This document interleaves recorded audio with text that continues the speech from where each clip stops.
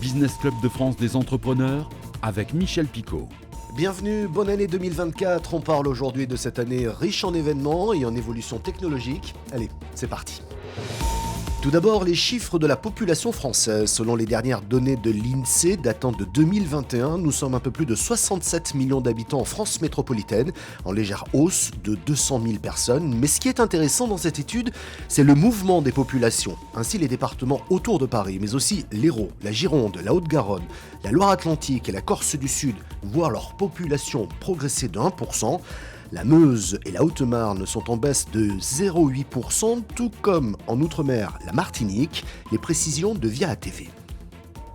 La Martinique compte à présent 360 749 habitants. Le décompte arrêté au 1er janvier 2021 vient d'être publié par l'INSEE. Un chiffre une nouvelle fois en baisse. En 5 ans, notre île a perdu 20 128 habitants, l'équivalent d'une commune comme Schellcher. Le déclin démographique s'accentue et atteint près de 1% par an, une déperdition plus rapide qu'en Guadeloupe et à l'opposé de la tendance hexagonale où la population augmente de 0,3% en moyenne chaque année. Le nord de la Martinique est le plus impacté par cette perte de la population. Pourtant, c'est la commune de Bellefontaine qui affiche la plus forte progression démographique de l'île, avec 1900 nouveaux habitants. Toujours dans le nord, Casse-Pilote s'agrandit aussi, tout comme les communes de Saint-Esprit, Ducos, Sainte-Anne et les Anses d'Arlay au sud. Dans le centre, en revanche, les 4 villes perdent des habitants. Fort-de-France compte 7600 citoyens en moins entre 2015 et 2021. En cause, le nombre important de départs qui n'est pas compensé par le solde naturel, estime l'INSEE dans son rapport. Toujours dans l'actu, la marque de vêtements féminins grande taille Almé, basée à Avignon, vient de lever 5 millions d'euros pour développer son concept. En 5 ans, l'entreprise a séduit près de 100 000 clientes et termine l'année 2023 à près de 10 millions d'euros de chiffre d'affaires. 50 nouveautés sortent chaque année de leur atelier. Dans Lyon, c'est le grand rush pour le fabricant de fèves Cola de Clamecy. Chaque année, 1,4 million de fèves sortent de ses ateliers. Une excellence à la française qui résiste encore à la concurrence internationale.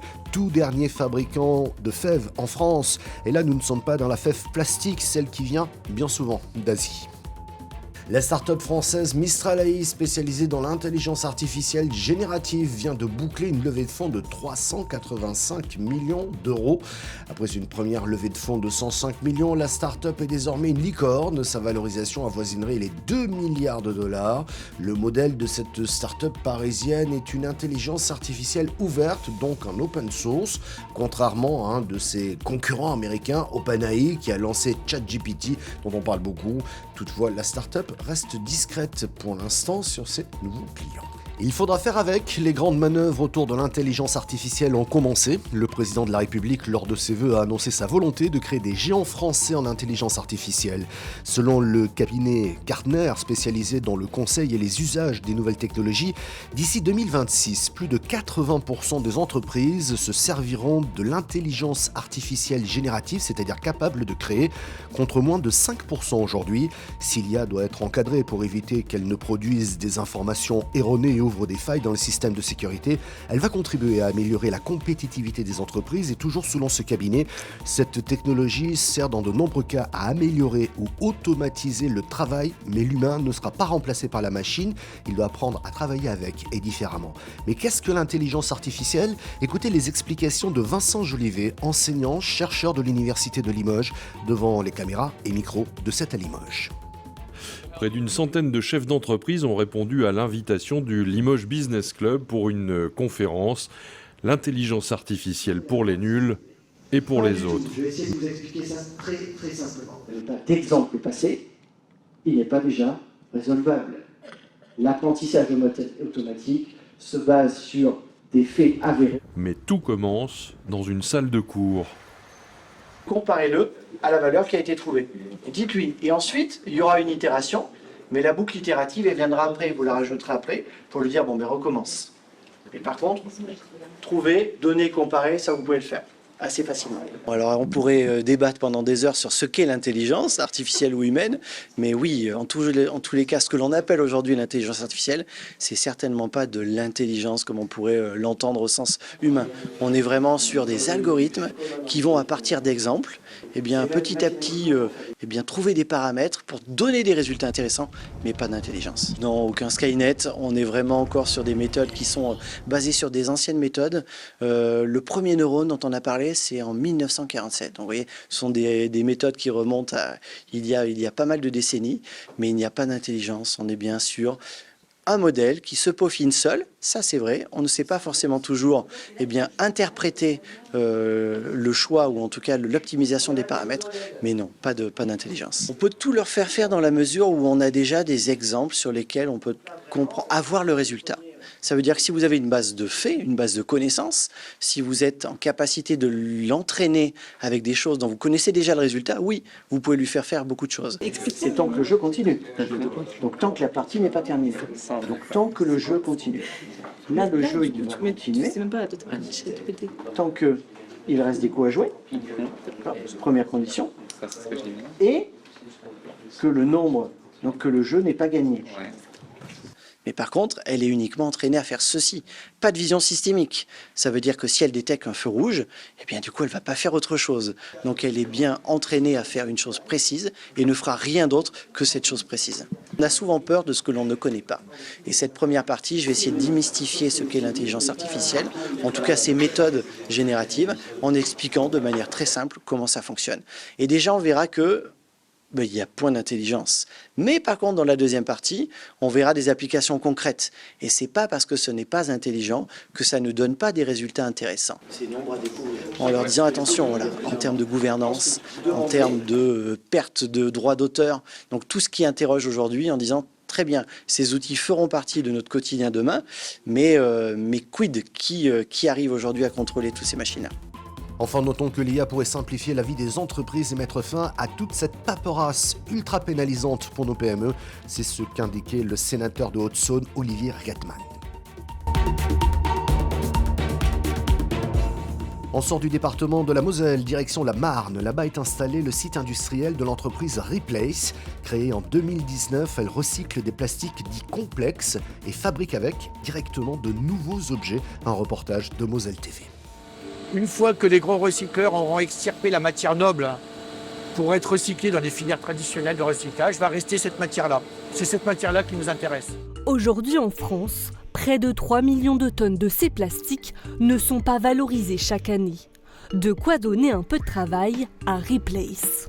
Les produits ils arrivent soit entiers, ils sont broyés chez nous sur notre ligne de broyage, ou soit ils arrivent directement broyés, donc ça c'est le cas ici notamment, ou soit ils arrivent directement broyés de chez nos fournisseurs, nos différents fournisseurs.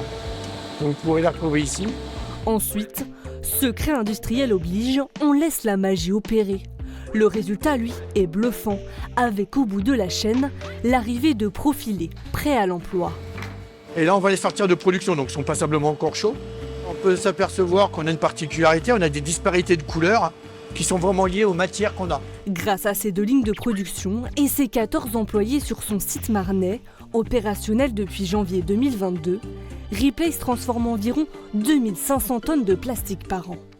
Et à partir des profilés que l'on fabrique, comme celui-ci, notre proposition de valeur, c'est de s'associer avec d'autres sociétés pour qu'elles puissent développer de nouveaux marchés à partir de ces produits-là.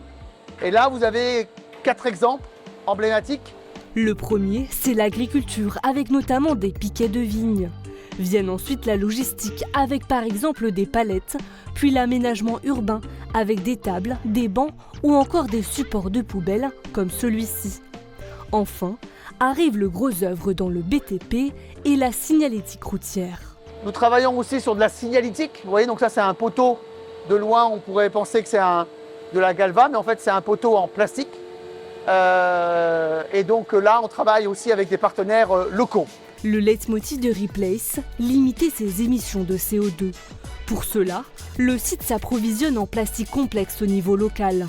Quant aux produits finis, ils sont fabriqués avec l'aide d'entreprises de la région.